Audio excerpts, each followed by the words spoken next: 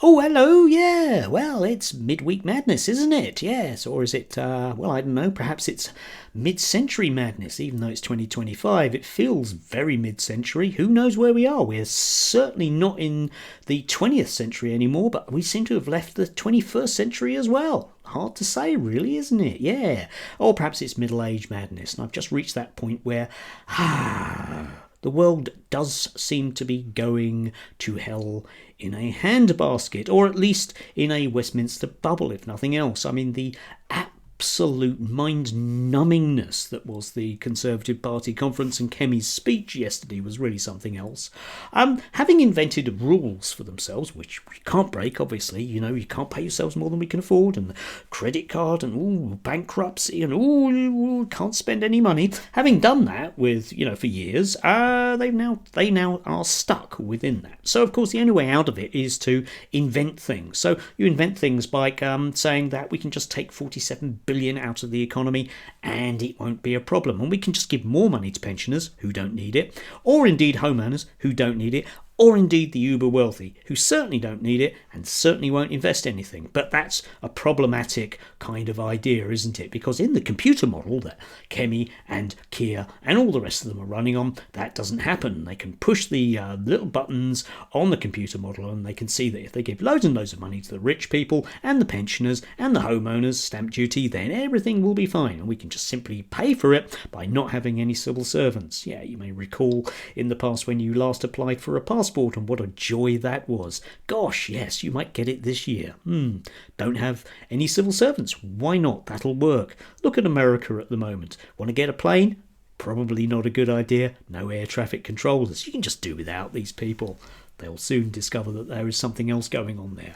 But all this uncertainty in the world, of course, is having real-world consequences, which certain people, it appears, are just starting to wake up to. So do read the business section. Do read the money section. I can recommend, as ever, the reality that is the Daily Telegraph for that reason. Yeah, you can look at this stuff. Think about the price of gold. The price of gold has been rising steadily for the last 3 years, and it's spiked to this year. It's worth about 3 times more now than it was about 2 years ago. Why? Because gold is the last safe haven. People want safe havens in times of uncertainty, and what with the newly invented AI/.com bubble that we have, it's coming soon. And because everyone knows it's coming soon, it will come soon. What will happen then? Well, people will want, of course, a safe haven for their money, and they will make government borrowing very, very cheap. So what happens then to the whole, oh my God, we can't spend any money because we'll go bankrupt, when basically we can borrow money for nothing? And the answer is, we won't do it again,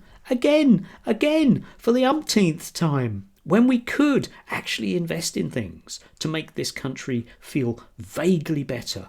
No, we'll be stuck with the politics. That great model, that great computer model that they use, that model, they'll still cling to it, and they say, oh, no, we'll suck money out of the economy because it works so well in 2010. Yes, we have to give business room to grow, don't we? Yes, we can't crowd out businesses. Work so well then. All the last 45 years, whereby, of course, if we give money to the rich, they'll simply invest in, factories, yes, where we can all be happy workers working on the looms at Saltaire's Mill or something.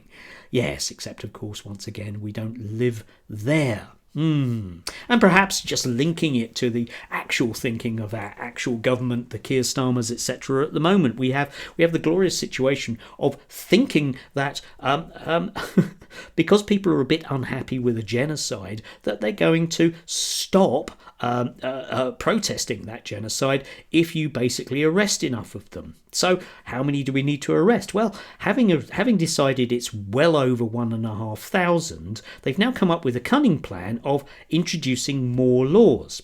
And I'm going to suggest very strongly that, okay, you're going to want to, prescribe people for not chanting. If you fancy, well, okay then, and this weekend, just arrest another 500. Or maybe just make it 1,000, or make it 2,000. They're not going away.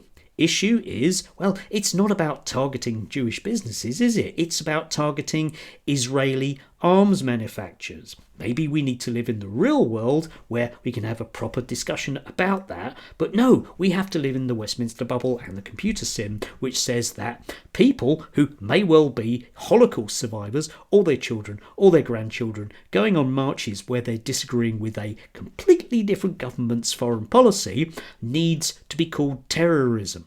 It's astounding.